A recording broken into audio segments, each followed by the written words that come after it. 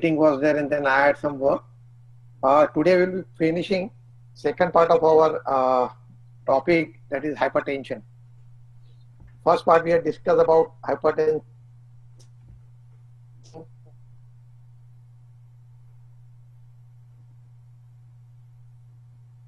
urgency and hypertension emergency. Today, general view of hypertension, how to manage it, how to educate patient about that we'll be discussing.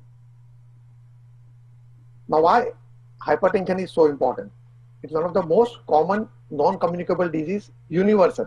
All over the world, you will find people with hypertension, whether it is a developing country, whether developed country, rich country, poor country, everywhere it is there. And it significantly increases the risk of cardiovascular disease, strokes, coronary artery diseases, peripheral vascular diseases. They all increase in the person of hypertension. And in younger patient, if you find hypertension, there may be underlying other diseases which are called secondary hypertension, can also be there. So it is one of the things which one has to know about it and educate patient about it. And in spite of all these things, people don't bother about hypertension. Now this is the slide from USA, highly educated country, literacy wise very high, having enough resources. In that country, they found that almost 20% of the population is having hypertension, as you can see it. Out of this 20%, only 37% are aware about their hypertension. Okay, almost 60% people are not knowing that they are having hypertension. Out of the people who are knowing they are having hypertension, only 50% are taking treatment. Remaining 50%, though they know about it, they are not taking treatment. And those who are taking treatment, only 40% are under control. Why this is happening? Because hypertension is a silent killer. There are no symptoms till there are target organ damages, and then it is too late. Either you lose your life or you lose your limb. And that's the reason one has to be aware about it, that this is a disease which does not have much symptom to begin with, but it is a disease which can kill a person or disable him for the lifetime. In India, at present, we have about 139 million Indians who suffer from the hypertension, maybe more than that, because we don't have that type of survey. Okay, and as I said, it's one of the most common cause of heart attack and stroke, disabling and death, which can happen with this disease. Now, how you define hypertension? Whom you will be labeling that person is having hypertension? Now, it is very important, sustained increase, not one reading which is high, not one reading which is low. Multiple readings which are taken at different times, not at the same day. Okay, if there's a systolic blood pressure, okay, which is 140 or greater, even 140 will become hypertension. And diastolic pressure, which is about 90 and above. And this is the thing, then person can be labeled as a hypertension, but it should be not one reading. First time patient has come, BP is actually 160 and 100. It doesn't that is having hypertension, right? You have to wait, take second and third reading, and then actually decide and then define that person is hypertensive. Now, this is another thing which people used to think when we were actually a student and the resident, which is harmful blood pressure. Is it systolic blood pressure which is harmful, or is it diastolic blood pressure which is harmful? Okay, but now it has been proved it is both SBP and DPP. Both are actually harmful. In our time, when we were residents, we were told that ignore systolic blood pressure. It is diastolic blood pressure which causes problem. But now it has been proved beyond doubt that both the BP, whether it is a systolic which is high, whether it is a diastolic which is high, both can cause same type of problem all over the body. Okay, diastolic BP rises from the age of 30 in people who are hypertensive, and it can rise up to 50 years. And after that, there may be stable diastolic pressure, or it may start decreasing also. When the people grow aged, about 60, 70, because of the atherosclerosis, rigidity of the vessel, your diastolic pressure can come down. It can become 80 and 70. Okay, but systolic pressure goes on rising. So it is definitely defined that before 50, both SBP and DBP both are harmful, and after 50 years, even if systolic BP is high, it can cause harmful effect like diastolic BP. So both BP is important and both should be controlled. Now, how you define blood pressure? People who are having normal blood pressure, they have systolic which is below 120 and diastolic which is below 80. Then there is another term which is called pre-hypertension, where systolic is between 120 and 139 and diastolic between 80 to 89. Once it reaches 140 to 159 and 90 to 99, it is called stage 1 hypertension. Stage 2, anything above 160, okay, and anything above 100 diastolic. And there is something called isolated systolic hypertension, which actually happens in the elderly, which I just described. Where the systolic will be above 140, but diastolic will be below 90. This also is as harmful as, diastolic BP, which is high. Now, this is the definition which is actually accepted by everyone all over the world, right? Now, why this pre-hypertension is important? Because those who are in pre-hypertension, about 50% of them within 4 years will develop hypertension. Should you treat it? Actually, most of the people say no, but definitely you should have a lifestyle change to prevent a person who is in pre-hypertension to become hypertension. So lifestyle changes should start right from here. Now, this is the latest definition of blood pressure which has come by JNC 8, which is not yet accepted by everyone, where they have lowered the numbers for diagnosis of hypertension. Okay, they have removed the word pre-hypertension. In that place, they have given 120 to 190, 129 is elevated blood pressure, and it should be below 80. Now, this is actually like something like pre-hypertension. At this stage only you should start intervening, lifestyle changes should start. Hypertension, they have now defined 10 millimeter lower, between 130 and 139 is actually hypertension for them. And 80 to 89 actually diastolic is hypertension. And stage 2 is actually what was stage 1 has become now stage 2. Now, this is the one thing which means actually trying to tell you that, bring BP as low as possible, because even little BP high can ultimately lead to a morbidity and mortality.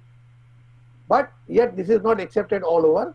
Okay, most of the countries, European countries, yet go by the first actually particular that chart which I have shown you. Then there are two more things which actually you have discussed in the last lecture. What is called hypertensive urgency, and the BP is more than 180 and 110, but there is no acute end organ damage. And then there is hypertensive emergency, that BP is 180 and above 110, okay, with acute end organ damage. This was actually detailed lecture which I had taken in last time.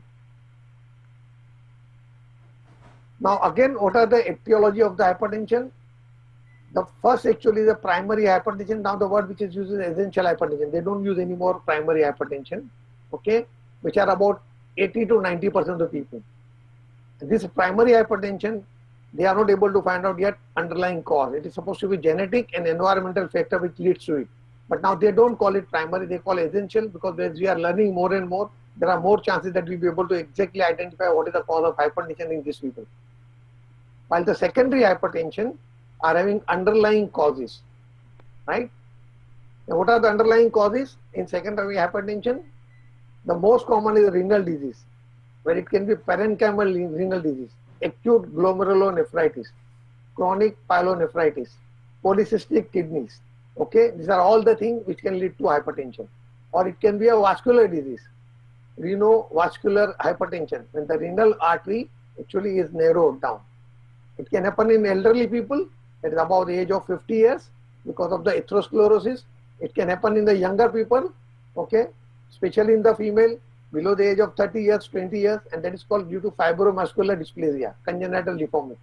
So that is one of the most important cause of secondary hypertension.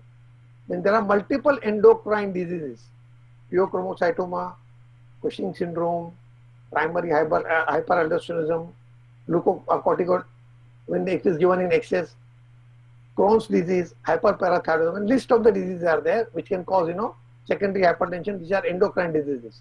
And then there are drugs which can lead to hypertension when the estrogen are used, okay, in excess. It can cause anabolic steroid to build up the muscle. It can cause NSAID, may not cause hypertension, but it can aggravate it, and actually if people are taking chronically, it can cause that also. And then the other causes are obesity. Actually, obesity has now become one of the lifestyle problems all over the world. It causes many diseases. One of the things which can happen with them is hypertension. And they found that the people who undergo bariatric surgery with dramatic loss of the BP or weight, 30-35 kg weight loss in 6 months, there is a remission of hypertension in them. They can come and control their blood pressure without taking any medicine. Coarctation of aorta is a congenital condition. And of course, pregnancy, one of the most natural conditions in the world, can lead to preeclampsia, eclampsia, and hypertension in many women. Farooq, slides are clear?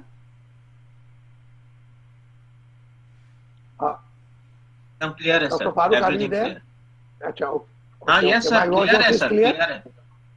Okay. Yes, sir. Good. Yes, sir. Okay. Now, most important thing, BP is not measured in the lab. It is not measured in the imaging or radiological department. It is measured, by a person himself, okay, or by a doctor. Okay. So BP measurement is very, very important. And there are three ways by which actually it is measured. One is actually in office, what they call, and actually that is in our country, it will be a dispensary of a doctor or consulting of a doctor. Second thing actually is the ambulatory BP monitoring. And the third actually is a self-measurement. These three methods are actually now used to diagnose hypertension. Okay. Now in office, actually when you are measuring, okay, it will be not on the first reading that you will diagnose patient as a hypertensive unless there are target organ damages are there. Even if BP is 170 and 110, if patient is otherwise comfortable, no symptoms are there, you don't find any target organ damages, okay, you can wait and measure BP after 2 or 3 days, okay, and it has to be taken in particular way, which will be coming in the next slide. If there are 3 or 4 readings which are coming persistently high, then one may consider starting treatment in this patient. Ambulatory BP monitoring has now become very important part of diagnosis of hypertension. Okay, and even patient who are resistant, there also they see it karke. Here what they happen, they tie a device on the arm of a person, and for 24 hours he is supposed to do everything, whatever he is actually be doing all his activity. Okay, he will be sleeping with that, and then after 24 hours they do the analysis and they find out whether the BP was high or not, and on that basis they diagnose the hypertension in this person. Okay, and the third actually is which is now become very important, is a self measurement. At home with a digital apparatus, you measure your BP twice in a day for at least 6 to 7 days, then take that reading to your doctor and then he will decide whether you are hypertensive or not. It's very, very important to diagnose blood pressure properly. Now this is the slide which tells you in detail how you take the BP. I'll not go in detail about it, it is available, but why this is very important? Because once you label someone as hypertensive, there is stigma of hypertension. Second thing, he will have problem about his job. Then third thing, he will be spending money on it, where actually there can be side effect and bad effect of the drug also. So unless, and this is a lifetime treatment. So unless you are very much sure, one should not label anyone as hypertensive. Okay, there are methods by which you should check the BP, not once, not twice, multiple times. If you are in doubt, do home BP monitoring. If you are in doubt, then do ambulatory, and then, but exception is that the first day patient has come in a hypertensive urgency, emergency, or suppose you are taken, he has come with the EC which shows left ventricle hypertrophic strain, organ damage, then actually you will not wait. You will not do multiple reading, you will not do multiple time home reading and all those things. There are target organ damages there, start treatment immediately. Only hypertension is there, wait, confirm, and then start the treatment.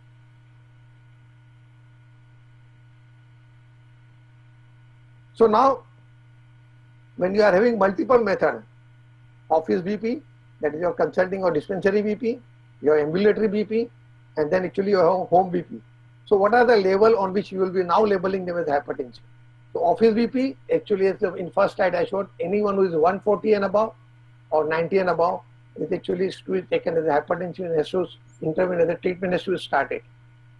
In ambulatory BP, there will be 2 readings which will be seen. Okay, 3 readings will be there. One actually, if you have seen the ambulatory chart, they report in summary. In summary, they report that there is a daytime BP or awake BP. If it is 135 or more or 85 or more, then this is actually will be labeled like a hypertension. Okay, 135 and 85. Nighttime BP, at night when we sleep, there is a dip in the blood pressure. Okay, and it should be 120 and 70 and above. It will be taken as a hypertension. If there is no dip, let's go nocturnal dip, it should dip at the night. If it doesn't dip, then actually the chance of cardiovascular diseases in this patient are very, very likely. So hypertension definition changes.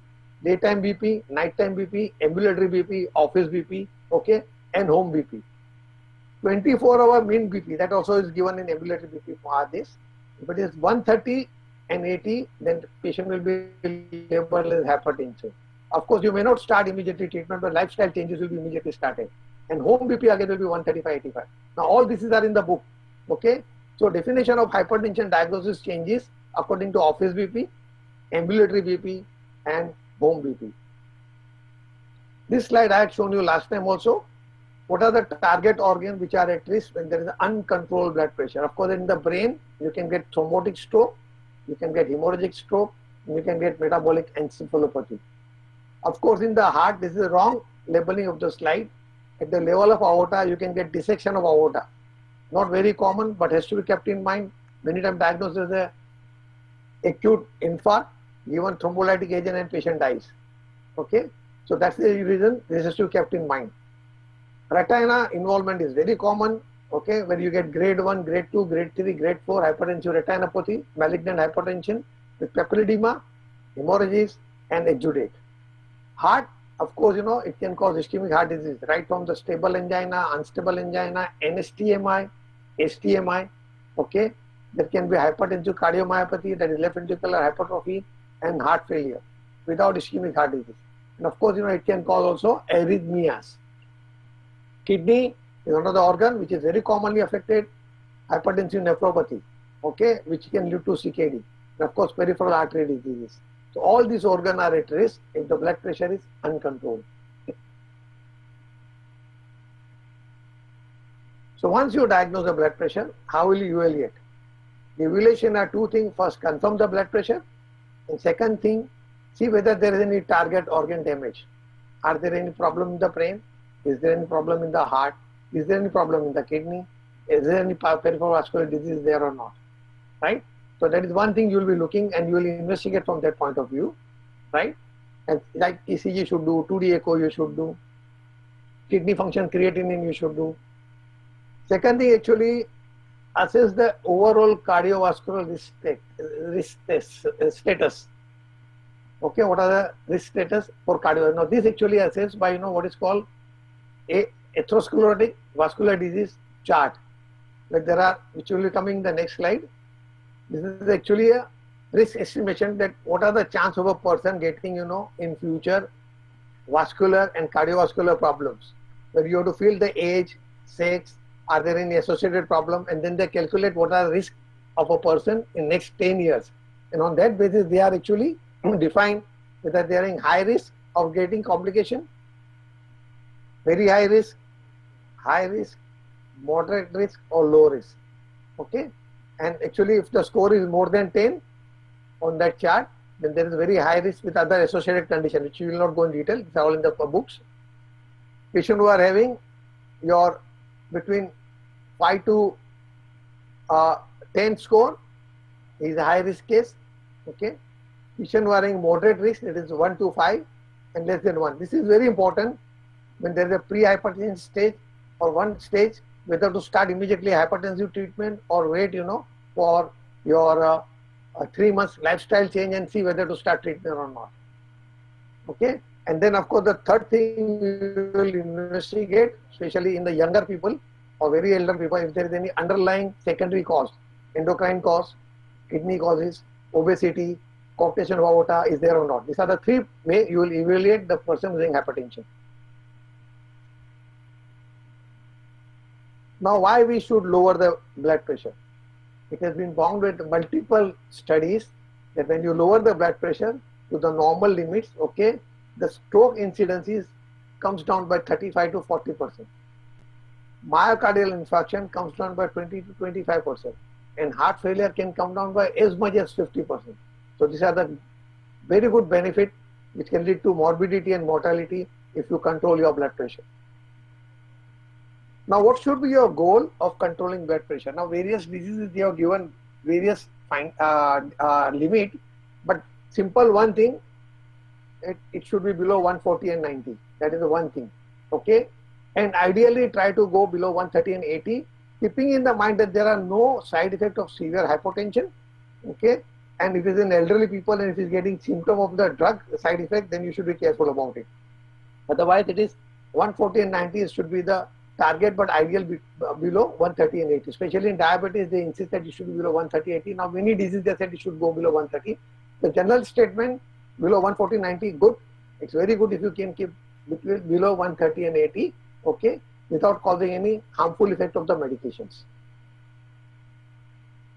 Now, coming to the treatment part of it, okay, what are the treatment approaches in a patient of hypertension, right? So there are two things in which it is divided. One is actually the lifestyle change, and second is actually a pharmacological therapy. So what are the lifestyle changes which are very important? Okay, one thing actually diet should be high in fresh fruits, vegetable and low fat dairy product. Okay, all cheese, butter, all those are actually high fat. Skim milk is better. Okay, so you know, fresh fruit and vegetable, when it is taken in good amount, it helps to stabilize and lower the blood pressure and give patient lots of soluble fibers. And diet should be low in sodium, saturated fat and cholesterol. Now this is one of the most common. Actually, ideally you are not supposed to take more than about 5 grams or 6 grams of salt in your diet. But in India, average actually people take about 9 grams of it. And now with this fast food, okay, or what you call junk food, all food are having lots of fat and cholesterol. All these food are having, you know, salt. In our country, salt is much more common, not actually in the food which you are preparing, but more actually extra item which we take. Like, you know, your papad is there, your achar is there, okay. There are actually kachumbars are there where we put lots of salt. So that's the reason, you know, they said that it should be low in sodium. If high sodium is there, it can cause hypertension. It will allow not to BP to come in control with a less amount of the drug. Another thing which is very, very important, that you maintain your BMI between 18.5 to 24.9, normal. Higher the weight, more chance of hypertension. Quit smoking totally. They said decrease alcohol consumption, but I said stop alcohol and never start alcohol. Why decrease, you know, when it's going to cause any harmful effect to you? You should never take it, because when you take in excess alcohol, they found in Western country where there is a trend or tradition of taking alcohol regularly, that people BP go high. Okay, increase the physical activity, lose less of your, you know, lift. Okay, try to walk to your working place. Okay, use staircases. That actually will increase the physical activity, and of course, you know, simple exercises that also can keep you fit and lower your blood pressure. So to remain fit, you have to have at least 4 to 7 days per week, ideally 6 to 7 days in a week. Simple exercise. Don't join the gym. People at the age of 40, 50, 60, and even young people don't join the gym. If the coach is not actually experienced, then they learn all the exercises, and sometimes they tone their muscles. They have lots of problems because they do everything in excess. Okay, for people who are elderly or people who are actually even joining the gym, they should go very low and go low and start going exercise. You know, slowly you should build it up. The simple and the cost-effective exercise actually simple walking, jogging, and cycling. And of course, you know, if you are swimming, if you are pool, then it's another good exercise. It should be 30 to 60 minutes. Okay. But I tell all my patients start with 10 minutes and then gradually build up and never go about 30 minutes, you know, the people who are elderly people. Okay, and simple walk is good enough. Start with a simple walk, make it then, you know, brisk walk, and then you can start jogging depending upon your joints and the safety of actually where you are doing jogging, walking, and your brisk walking. Now coming to pharmacological therapy, which is required in almost all the people who are in type 1, type 2 hypertension. So now there are 5 group of drugs which were used for the long time. Okay, in that thiazide is the oldest, and now also it is actually one of the best drugs, or actually very good drug to be used in hypertensive patient. Okay, then came ACE inhibitor and ARBs. Today actually the drug of choice in all the people who are hypertensive. Okay, if there are no contraindication, then ACE inhibitor and ARB are actually taken as the first drug, okay, of a choice. And then thiazide comes. CCBs, calcium channel antagonist. Okay, calcium channel blockers are another drug which actually can be used as an anti-hypertensive drug in the right cases, in right indication. Now, beta blocker, you can see all these are actually bluish in color. Beta blocker is yellow color. This is one of the drug which was one of the drug of choice in hypertensive patient in the past. Now they are actually not the first drug of choice in a patient who are having isolated hypertension. There are more indications. There are many indications, but as an isolated hypertension, they are not the first drug of choice. Okay, right? Because they are not as good as any of four of these. But if there are associated problems, beta blocker becomes the first drug of choice, which we will be discussing in the next few slides. Okay, but in our country, yet most of the people start either beta blocker alone, atenolol, metoprolol. Okay, these are the common drugs which are prescribed, or they combine with with the calcium amlodipine with atenolol beta blocker, or and beta blocker combination they give it करके. Okay, but now actually, if there are no associated problem, one of the four should be chosen. Then S and ARB will be the first drug, and then CCB and thiazide comes. Beta blocker not to be given as an isolated blood pressure without any comorbidity as the first drug of a choice as the antihypertensive. What are the efficacy of this drug to lower the BP? You can see clonidine, which is centrally acting, atenolol, which is beta blocker, captopril actually is your ACE inhibitor, diltiazem, which is your calcium channel antagonist, prazosin, okay, which are not used as a first drug, okay, as alpha blocker agents, HCTZ, your thiazide, that is actually diuretics. All of them are having almost same efficacy to lower the BP, except chlorothiazide is little weak or diuretic a little weak. But as far as cardiovascular protection is concerned, if you bring down the BP below 140 and 90 and 130 and 80, the protection is same. Protection. So actually, ideally, target the BP below 140, 90 and ideally below 130 and 80.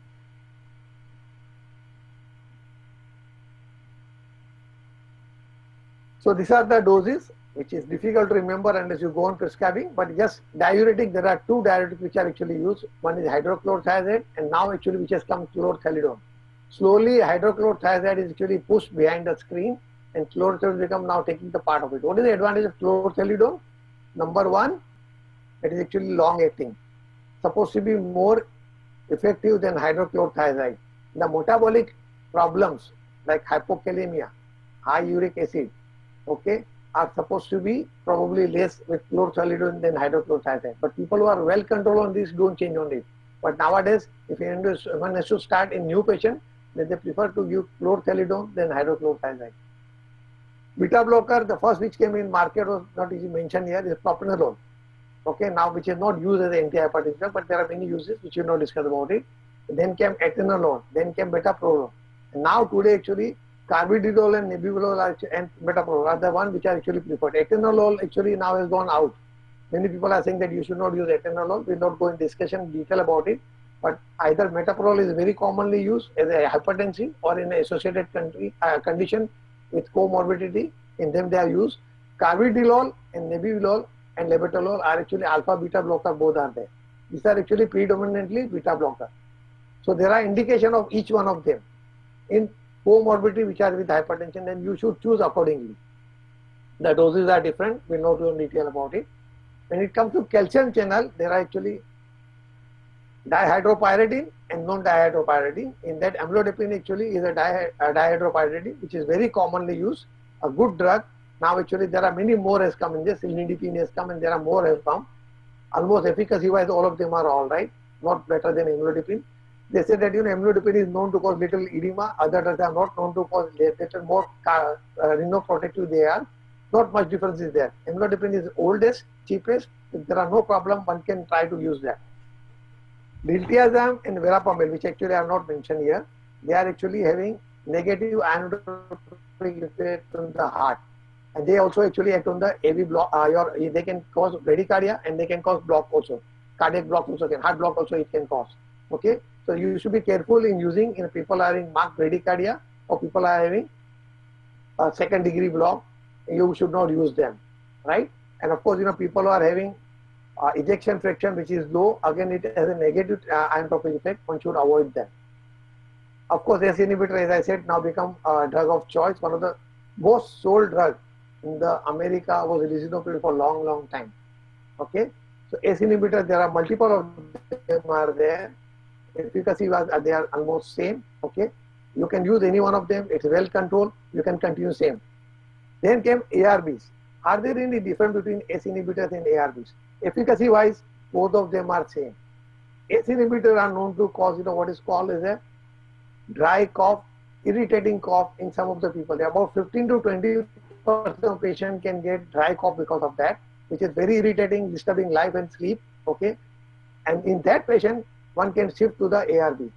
And of course, there is something called the angioneurotic edema, which is a life-threatening condition where you get laryngeal edema along with the facial edema. Not taken care immediately can kill the person. And actually, till now, I remember when long back we had our anesthetist who actually died of this particular disease. Okay, he was on the actually lisinopril. It's very rare. I've seen only one case. But that's the only time, when ARB are actually having advantage. Otherwise, both are having efficacy-wise, they are same. There are multiple sultans, okay, which you should use. Okay, losartan is supposed to be the cheapest, and now actually in UK, where actually there is government actually sponsored treatment, they feel that losartan should be the first drug to be used. We have many of them. Whichever patient is taking, almost efficacy-wise, all of them are better. Losartan has one advantage, which is uricosuric also. Some of these certain they are supposed to have cardiac benefit much more than other drugs. Okay, these are all the research study, but otherwise, broadly speaking, all of them are, as far as efficacy is concerned, is same. Alpha blocker is doxazosine, okay, not to be used as a first drug or independent drug for hypertension. Same way, beta blocker, don't use as a first drug when there is isolated hypertension as there. It can be used in the patient who are having, enlarged prostate as a secondary drug, not to treat primarily hypertension. So now coming to stage 1 hypertension, okay, should we start immediately medication or we should wait for a lifestyle changes? So definitely if there are any target organ damages are there, you will start immediately pharmacological therapy. But otherwise, if there are no target organ damages, but if patient is having more than 10% risk factor, high risk factor for cardiovascular event, that is stroke, ischemic heart disease, you should immediately start, don't wait for lifestyle changes. Okay? Pharmacological treatment, which I have just discussed, so we will not go through that. In stage 2 hypertension, when the BP actually is above your 160, okay, and diastolic above 100, okay, then you should immediately start the antihypertensive drug. The most of the people say that if it's above 150, okay, and above 90, you may start immediately 2 drug combination. You can start 2 drug combination, right? Then monitor BP. If it doesn't come in control over the weeks, then you can increase the 3rd drug also. So definitely stage 1, high risk for cardiovascular event, risk factors are very high by the calculation which you have on. Okay, you should immediately start. There are target organ damages are there, you should immediately start. With stage 2, you may start with the 2 drug at a time. Monitor BP and can increase over the time, add another drug from the other group. Now, how to choose appropriate antihypertensive? You have 5 group of drugs, okay. You have to see the associated risk factor which are there, okay, which actually we said more than 10%, 5 to 10%, I would consider starting immediately drug. Are there any target organ damage? Are there any other complication? Okay, like diabetes patients are there, you should choose one particular type of hypertension. There is a proteinuria, you have to choose another type of hypertensive drug. Okay, if there is a patient who is in target organ damage, okay, like acute ischemic stroke, don't start immediately. BP may be 220 and 110. Don't start immediately unless you want to give thrombolytic agent.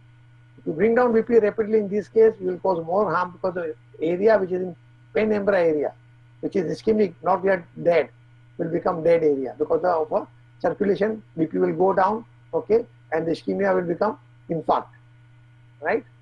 And there are concomitant disease which we'll be discussing next slide. So now these are the special patient requirement. No associated problem, you can choose thiazide, ACE inhibitor, ARB, calcium channel antagonist, right? But if there are associated problem, like patient is in hypertension with proteinuria and CKD, the drug of choice is ACE inhibitors and ARB. But remember one thing, ACE inhibitor and ARB are known to cause hyperkalemia, right? People of CKD can have hyperkalemia, have prone to have hyperkalemia. So if you are using in them, right, you have to monitor potassium very, very carefully, right, very, very carefully. Patient having proteinuria with normal creatinine, of course the drug of choice will be ACE inhibitor. High creatinine, you should carefully monitor your potassium, because hyperkalemia can kill. Hypertension with diabetes. If there are no contraindication, then ACE inhibitor and ARB are the drug of the choice. Hypertension, people can have microalbuminuria. First stage of your CKD. Creatinine will be perfectly normal. There is microalbuminuria, that is 30 to 300 microgram of your protein is there. Here you should start ACE inhibitor, and it will decelerate it. It will reduce the speed of CKD, progression of creatinine going high. So it is one of the best drugs in the patient who is having diabetes with proteinuria. Even if he is not having proteinuria, if I have to start the drug of choice for hypertension with diabetes will be ACE inhibitor. The target will be 130 and 80, not only 140 and 90. Okay. Hypertension with the heart failure. Okay. With a reduced ejection fraction, decreased ejection fraction. The drug of choice is beta blocker. See here, beta blocker has become now drug of choice. Any patient with ischemic heart disease, there are no contraindications, whether it's stable angina, whether it's unstable angina, whether it's NSTMI, whether it's STMI, okay, acute coronary syndrome, you should start beta blocker unless there are contraindications. And of course, if there is a reduced ejection fraction, for cardiac remodeling, ACE inhibitor and ARB should be added. Most of the people who are in ejection fraction low, you will find that with ischemic heart disease, you will find that this combination will be beta blocker, ACE inhibitor and diuretics. If they are in failure, they will be using your loop diuretic, because your thiazide diuretic are not good as far as efficacy of removing fluid from the body is there, diuresis. Okay, so it's very common combination of people who are in heart failure with or heart problem with reduced ejection fraction. Any patient who is in tachyarrhythmias, okay, ISD I discussed, in them you will be using a drug which will be beta blocker, right? But it is never a monotherapy for a person who is in isolated hypertension. Essential tremor, okay, and migraine again becomes an indication that with that if there is hypertension, because in both migraine and essential tremor, they are the drug. Migraine for a prophylaxis effect, and in essential tremor, actually again especially non-selective beta blocker, that is your propranolol is supposed to be very good in essential tremor and in migraine also. But you can even use metoprolol or atenolol also. Now patient is having hypertension with BPH. For controlling hypertension you may use anything. But if you want to add another drug, second drug, you will be using alpha blocker, but never as a monotherapy to control the blood pressure. Now this is black patient where actually they found that ACE inhibitor and ARB are not effective, while diuretic and CCB are very effective. Okay, so what are the contraindications of this drug? Okay, diuretic, if there is a definite gout, okay, one should not use your thiazide, because it will precipitate gout. It's a very painful condition. We all know about it. If there is a definite typical acute presentation of a swelling of the toe, okay, painful, lasting for hours together, and then one should avoid using thiazide diuretic. And then of course you should be careful in using metabolic syndrome, because I said it can cause hypoglycemia, dyslipidemia. Okay, in pregnancy you should avoid. In hypercalcemia and hypokalemia, of course you'll be not using, because one of the side effects of this is actually hypokalemia. Beta blocker in severe asthma is contraindicated. Okay, any high grade of sinoatrial atrioventricular block, we should not use it. But only first degree AV block, we may not actually totally stop unless it is very bad block. Okay, and patient is having heart rate which is below 60, one should avoid beta blocker. Of course, then there are many more problems where actually you should be more careful about it. One is actually your impotency, also PED, penile erectile dysfunction also is known with this drug. Calcium channel antagonist, okay, there are no compelling contraindication, but people are in tachyarrhythmias, okay, especially nifedipine is known to cause tachycardia, okay, while verapamil and your diltiazem are known to cause bradyarrhythmia. Patients are in reduced ejection fraction because there is negative inotropic effect, especially heart failure, one should not use it carefully. Okay. ACE inhibitor, remember the most important contraindication is pregnancy. Pregnancy is absolute contraindication as far as your ACE inhibitors and ARBs are concerned. Okay, and that's the reason any woman who is actually likely to become pregnant, okay, who are actually menarche, you should not use them as a drug or anti-hypertensive drug, because anytime pregnancy can happen. Usually in first trimester it's supposed to be not harmful, but you never know, and actually in teratogenic effect you should not use it. Any previous history of angioneuritic edema, patients having hyperkalemia, potassium more than 5.5, one should not actually use it. And of course bilateral renal artery stenosis. And this is when you use ACE inhibitor ARBs, after 1 or 2 weeks you are supposed to do creatinine. If it actually jumps up, then there are chances patients having probably a renal artery stenosis. Check, renal Doppler study you should do and rule out renal artery stenosis. Okay, so women of childbearing potential without reliable contraception should not use your ACE inhibitors and ARBs. Okay, otherwise the compelling contraindication, both ACE inhibitor ARBs are same. If there is a cough, then you can switch to the ARBs. How low should be the target? As I said, 114/90 is good, and if it is 138/80, it is ideal. But people who are above 75 years a year, you should be more careful. Over enthusiastic treatment in them has caused problem with the cognitive ability in elderly. It has caused syncope, fall.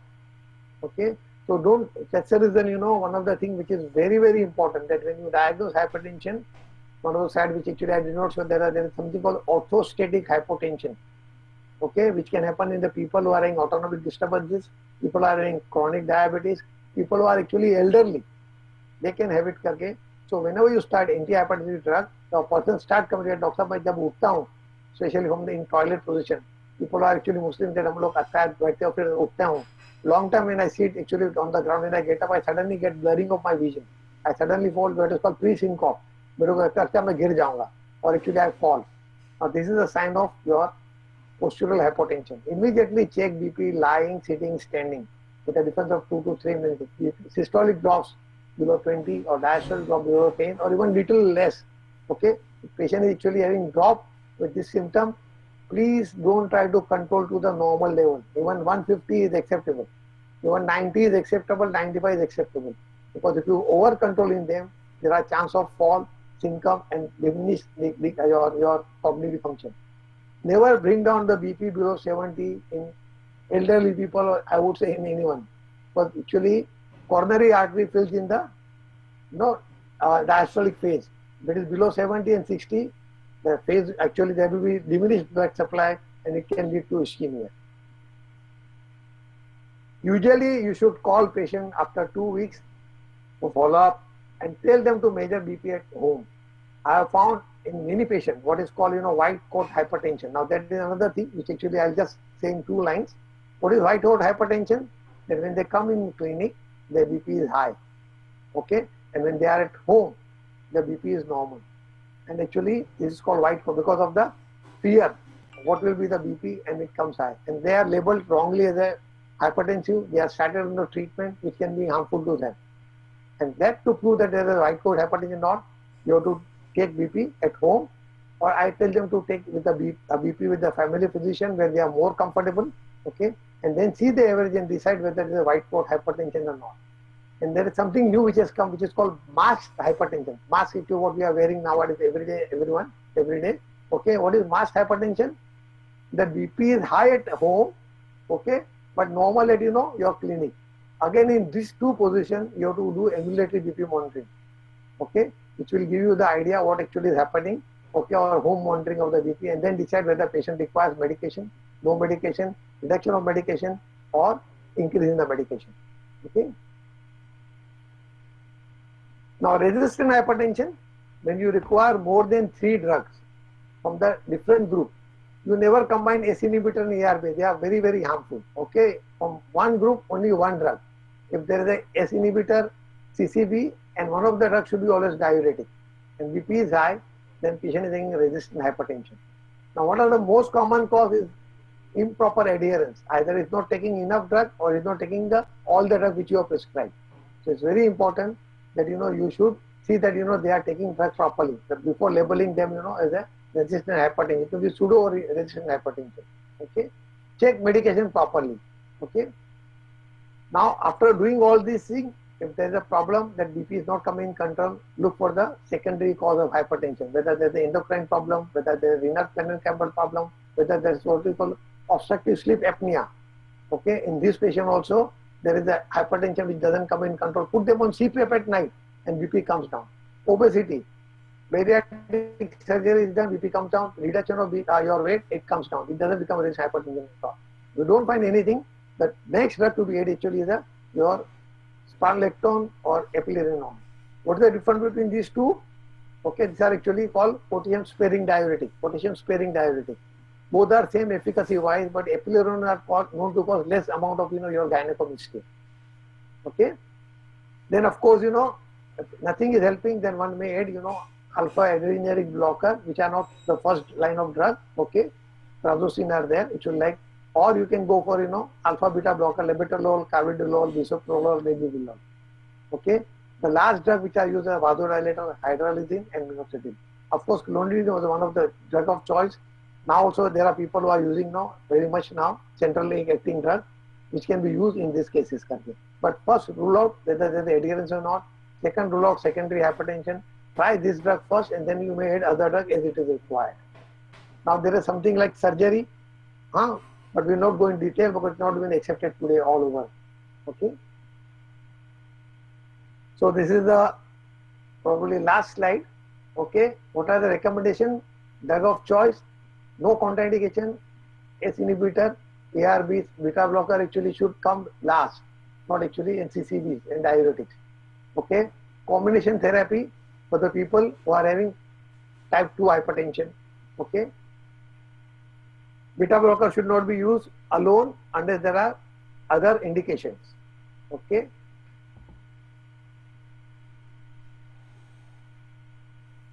Okay, so the whole thing I have discussed, we will not go about it.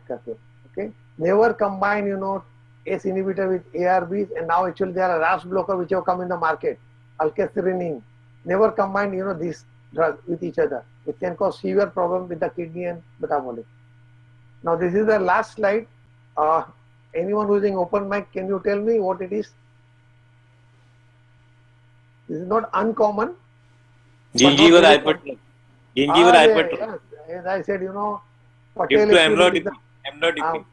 Very right, very, very right. This is a very right diagnosis, and as I always said, Patel is not MBBS. His actually knowledge is as good as any MBBS and MD doctor. Yeah, this is very, very condition which is not common. Where actually they go on treating with a dental thing. A dentist is smart, he will tell you that is amlodipine, you stop it. Recently I had a patient from the Bhiwandi. Okay, 6 months he was moving from the place to place. Okay, this is about 2 months back. He came to my clinic, okay, at Saipi Hospital. This was the problem. We stopped amlodipine after 2 months. He said, Doctor, without any medicine actually, all this thing has gone away. If any questions are there, please ask me. I will try to take my classes regularly. I know that 2 breaks were there. One was because of the hospital, and second actually I myself had to go for some work. Okay, any questions are there quickly? Or Farooq, shall I stop?